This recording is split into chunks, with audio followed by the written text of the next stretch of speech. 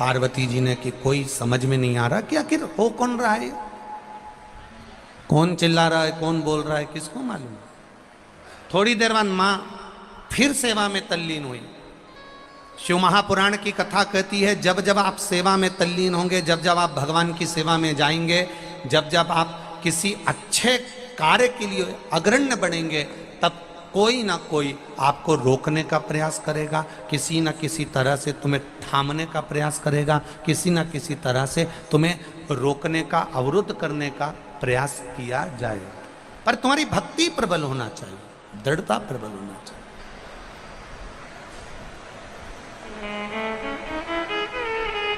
भक्ति की प्रबलता।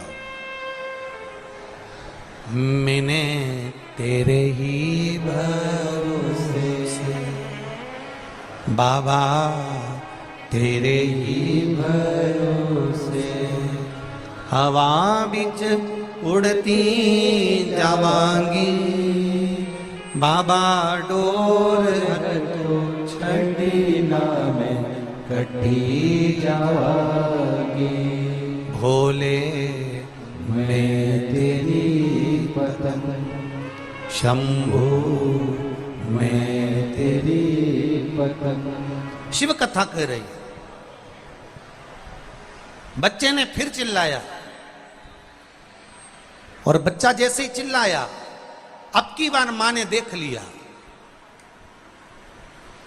अभी तक मां देख रही थी पर्वत पर, अभी तक मां देख रही थी भूमि पर अब मां ने देखा कि एक जलाशय में एक मगर एक बच्चे को पकड़ने के लिए घाट पर आ रहा है।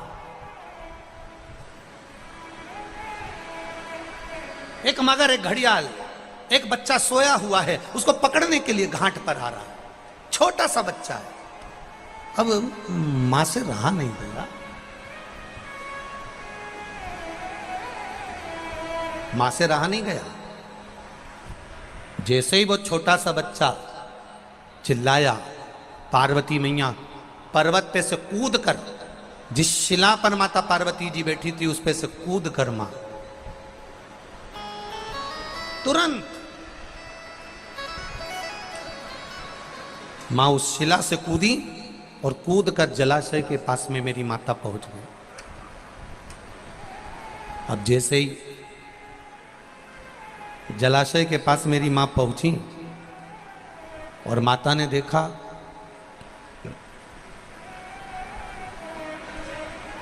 बच्चा चिल्ला रहा है, मां मुझे बचा लो, मां मुझे बचा लो, मां ये घड़ियाल, ये मगर, ये ग्रह मुझे खा जाएगा, आप बचा लो मुझको।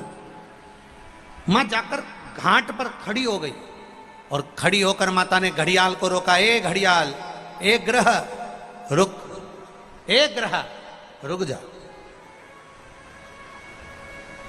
तू इस बच्चे को नहीं खा सकता, तू इस बच्चे को नहीं खा सकता। घड़ियाल मुस्कुराकर बोला, हंसकर बोला, पार्वती जी इस सरोवर पर दिन के तीसरे पहर में जो भी मुझे मिलेगा वो मेरा भोजन होगा, ये मुझे वर प्राप्त है।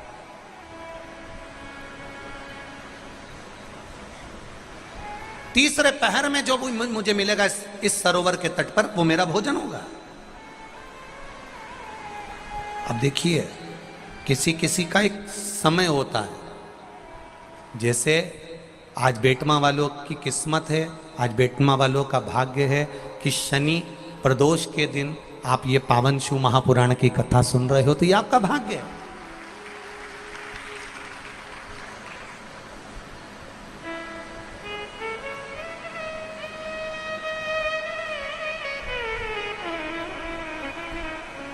ये आपका भाग्य है, ये आपका सौभाग्य है।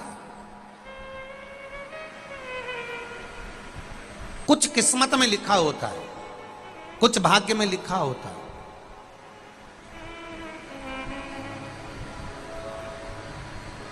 अब एक रहा तुम इस बच्चे को नहीं खा सकते। ग्राह कह रहा है कि दिन के तीसरे पहर में जो भी मुझे भोजन मिलेगा मेरे घाट पर मुझे खाना है, क्योंकि ये मेरा आहार है, ये मेरा भोजन है, मैं इसको खाऊंगा। नहीं नहीं नहीं, माँ कहती है तुम इसे नहीं खा सकते, क्योंकि ये मुझे पुकार रहा है, ये मुझे आवाज दे रहा है। पर अगर ये मुझे पुकार रहा है, मुझे आवाज दे रहा है, तो तुम कैसे खा सकते हो इसको? तुम खा नहीं सकते। पार्वती जी कहती हैं तुम इस बच्चे को छोड़ दो। ग्राह कहता है ये बच्चा तो कौन है, तुम्हें मालूम है क्या? किसकी संतान है, तुम्हें मालूम है क्या? एक बहुत सुंदर संवाद ब्रह्मवेत्ता पुराण का है। आज शनि प्रदोष के दिन आप लोगों को थोड़ा स्मरण में ला दूं। किसी भी चीज का उद्यापन करो,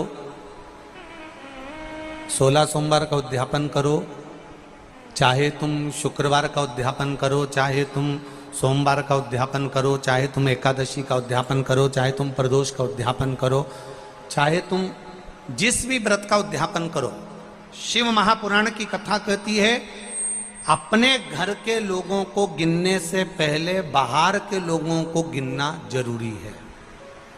थोड़ा ध्यान देना। और आप लोग क्या करते हो?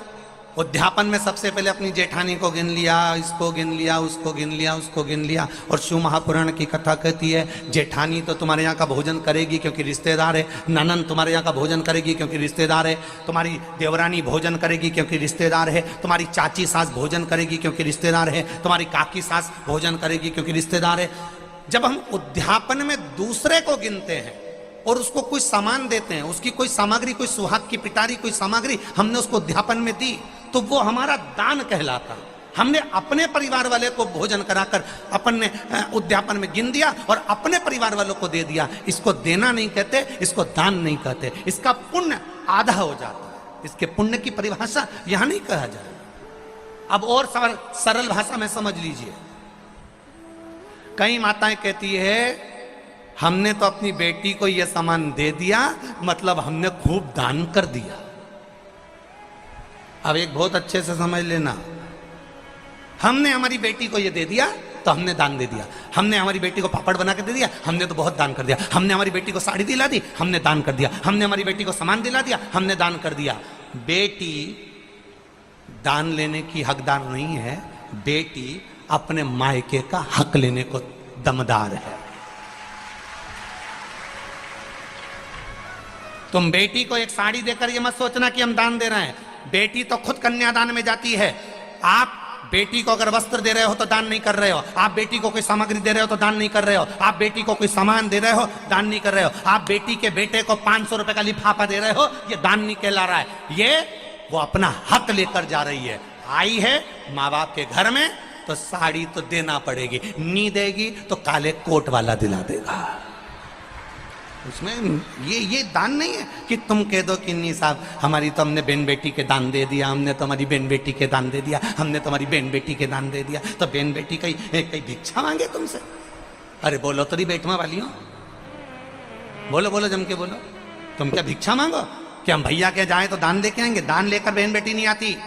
बेटी अपने भाई के यहाँ से दान लेकर नहीं आती। बेटी अपने मायके से दान लेकर नहीं आती। बेटी मायके में जाकर अपने माँ बाप से और कहती है कि किसी ब्राह्मण को बुलाकर मम्मी सत्यनारायण की कथा कराकर थोड़ा सा दान दे दो। ये बेटी कहती है।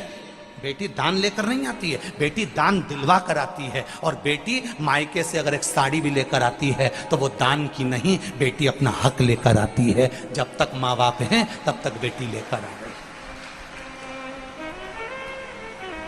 तो जितनी भी भाभियां हैं वो ये कहना बंद कर दे कि हमने ननन को कुछ दान दिया।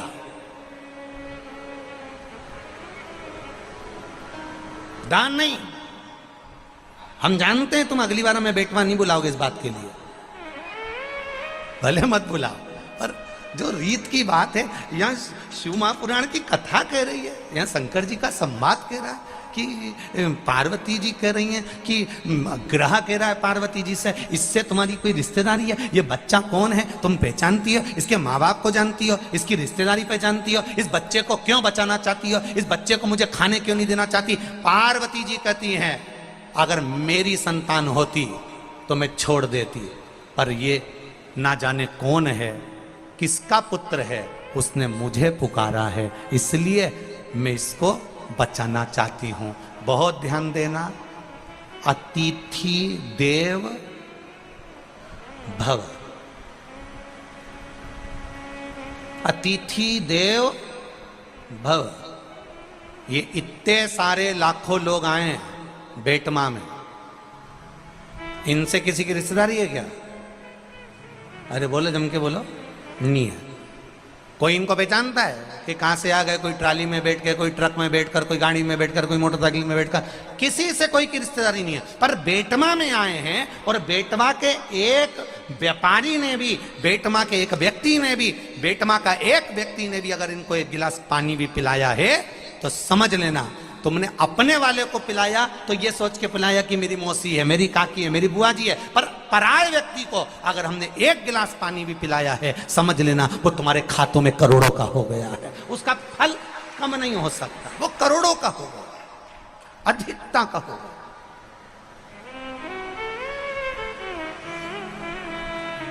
आज ये विशाल पटेल जी कथा करवा रहे हैं, विधायक जी कथा करवा रहे हैं, ये कथा चाहते तो छोटे रूप में करा देते कि मेरे घर का व्यक्ति सुन लेगा, परिवार का। ना ना ना ना, उन्होंने कथा करवाई संपूर्ण क्षेत्रवासियों के लिए कि पूरा देपालपुर क्षेत्र का एक एक बच्चा भले कथा में आए ना आए, आस्था चैनल पर सुने, चाहे फेसबुक पर सुने, चाहे पंडाल में बैठकर सुने।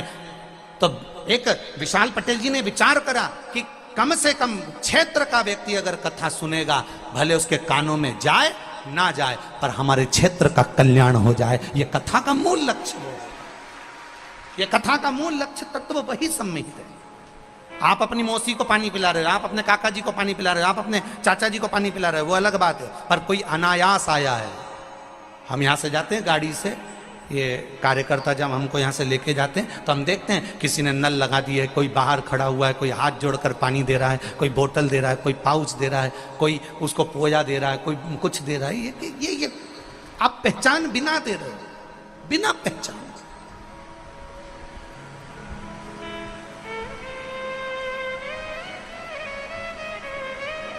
मिल रहा है उसको।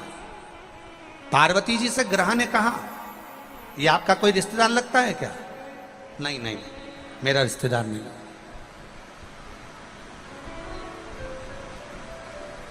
आपका रिश्तेदार नहीं है? नहीं। तो फिर आप इसको बचा क्यों रही हो? पार्वती जी बोली रिश्तेदार होता तो मैं तुम्हारे सामने दे देती, मेरा पुत्र होता तो मैं तुम्हारे सामने दे देती कि ग्रह इसको खा ले। पर दिक्कत यह है कि मैं इसको पहचानती नहीं हूं, ये कोई दूसरा।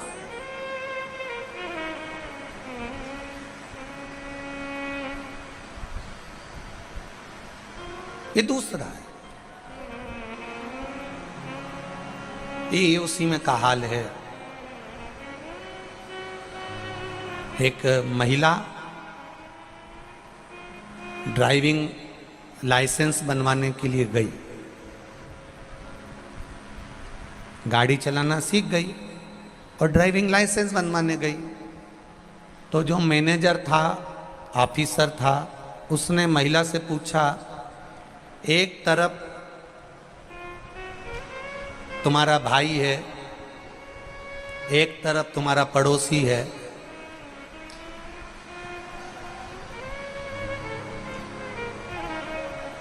तुम गाड़ी से जा रही हो, इधर भाई है, इधर पड़ोसी है, तुम किसको मारोगी? महिला तुरंत बोल दी पड़ोसी को। मैनेजर ने कहा, ऑफिसर ने कहा, मैं 3 साल से तुम्हारा ड्राइविंग लाइसेंस बनवाने का प्रयास कर रहा हूँ, 3 साल से समझा रहा हूँ कि इधर पड़ोसी है, इधर भाई है, और तुम्हें अगर मारना है तो किसको मारोगी? तुमसे 3 साल से कह रहा हूँ कि ब्रेक मारूंगी, ब्रेक मारूंगी, ऐसा बोल, तू जब देखो जब पड़ोसी को मारूंगी बोलती।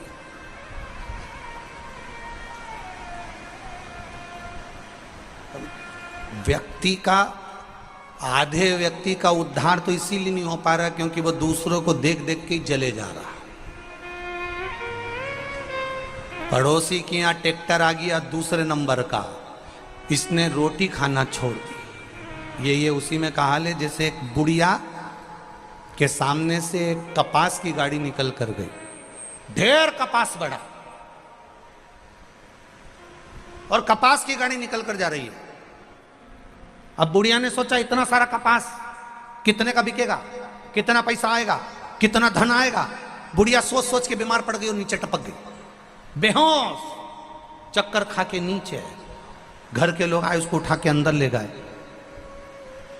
सबने पानी का छींटा दिया, उठ ही नहीं रही। सब चिल्लाने लगे, रोने लगे, बहुएं धाड़ धाड़ के रोने लगी, बेटे रोने लगे। डॉक्टर ने भी आकर देखा तो इसकी तो सांस नहीं चल रही। सब रो रहे हैं, सब चिल्ला रहे हैं। सामने वाली अम्मा को मालूम पड़ा, जो इसके पास में बैठती थी। उसने आते से पूछा क्या हुआ। बस बैठी थी अम्मा बाहर ओटले पर, दरवाजे पर, सामने से कपास की गाड़ी निकल कर गई और अम्मा बस थोड़ी देर बाद चक्कर खा के गिर गई। इतने में सामने वाली आंटी ने कहा, सामने वाली अम्मा बोली तुम चिंता मत करो, अभी उठ के बैठती है, मैं अपनी सहेली को अच्छे से जानती हूँ, तुम रुको, तुम सब ऐसी कैसे रोना, मैं अभी बाहर जाती हूँ, अभी आऊंगी। और जैसे ही वो अम्मा बाहर गई और आते सी दौड़ कर बोली, जी जो तेरे सामने से कपास की गाड़ी गई थी ना, उसमें आग लग गई। जी उठ के बैठ गई तुरंत, एकदम तैयार, और तुरंत पल्लू लेके बोली सही में। डॉक्टर भी आश्चर्य में पड़ गया, इसको कौन सी दवाई दी। कुछ नहीं, दूसरे को देख देख के जले जा रही, जले जा रही, जले जा रही, जले जा रही। 4 व्हीलर गाड़ी कैसे आ गई, बंगला कैसे बन गया, इतनी जोरदार जमीन में फसल कैसे आ गई, बहू इतनी अच्छी कैसे आ गई। सब इसका कहना मान के चले, इतनी जोरदार बहू आई, और बहू भी आई ने के यहाँ छोरा भी हुई गया। अब तो और मरी गई, और ऊपर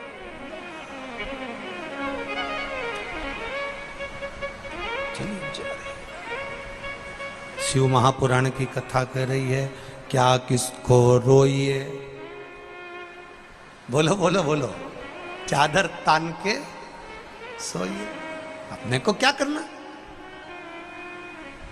शिव मंदिर में जाना, शंकर के मंदिर में जाना, 1 लोटा जल अगर शंकर भगवान को चढ़ा रहे हो अपनी सामर्थ्यता के अनुसार, पड़ोसन चांदी के लोटे से जल चढ़ा रही है, उससे हमें मतलब नहीं। पड़ोसन सोने के लोटे से जल चढ़ा रही है, हमें उससे मतलब नहीं। पड़ोसन किस लोटे से जल चढ़ा रही है, हमें उससे मतलब नहीं है। आपके पास में जो पात्र है भगवान को, उस पात्र से जल चढ़ाओ। एक दिन आएगा भगवान तुम्हारे हाथ में भी चांदी का लोटा पकड़ा देगा। ईर्ष्या से नहीं, ईर्ष्या से नहीं।